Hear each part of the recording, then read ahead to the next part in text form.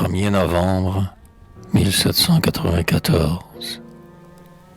Ce soir, un doux retour des vents chauds du midi balayait de nos monts le sommet attiédi. Triste et tendre soupir que ce vent nous apporte, dernier baiser d'adieu sur une saison morte.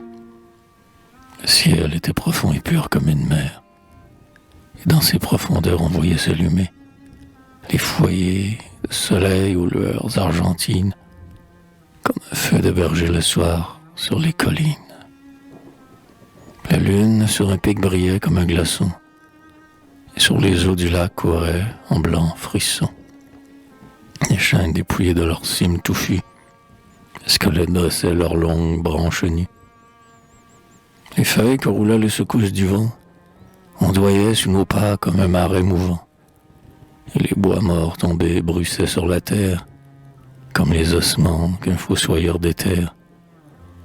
À ces craquements sourds des cimes, à ces coups des tempêtes, nos cœurs se serraient malgré nous, et nous nous rapprochions pas à pas, en silence, du rocher où dormait le père de Laurence.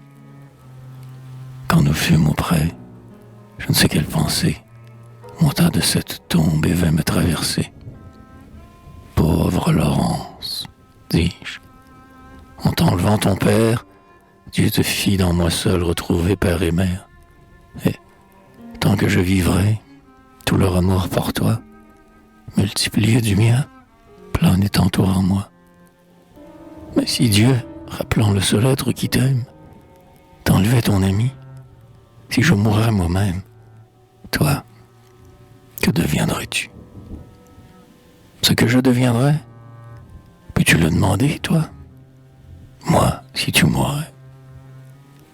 Puis, me fermant du doigt la bouche avec colère, m'entraîna, sans répondre, au tombeau de son père. Il m'a mis dans tes bras comme un sacré dépôt, s'écria-t-il. Tu dois le lui rendre là-haut. Il veille dans le ciel sur ta double existence.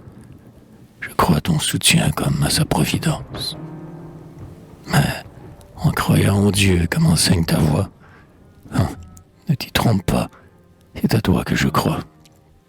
Et s'il brisait en toi sa plus sensible image, si je ne voyais plus son ciel dans ton visage, s'il ne m'éclairait plus le cœur par ton regard, va, je ne croirai plus qu'au malheur, au hasard, et j'irai dans la mort l'interroger lui-même pour savoir si l'on dort là-bas ou si l'on aime. Et comme revenant de son égarement, pardonne, reprit-il, j'ai trop d'emportement.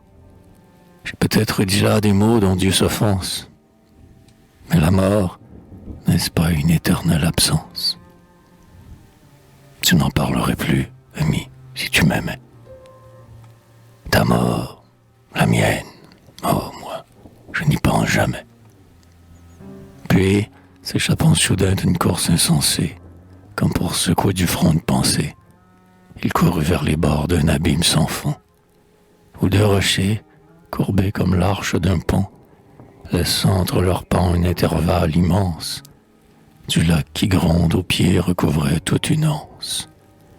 Prenant son élan comme pour s'y jeter, il le franchit d'un bond qui me fit palpiter.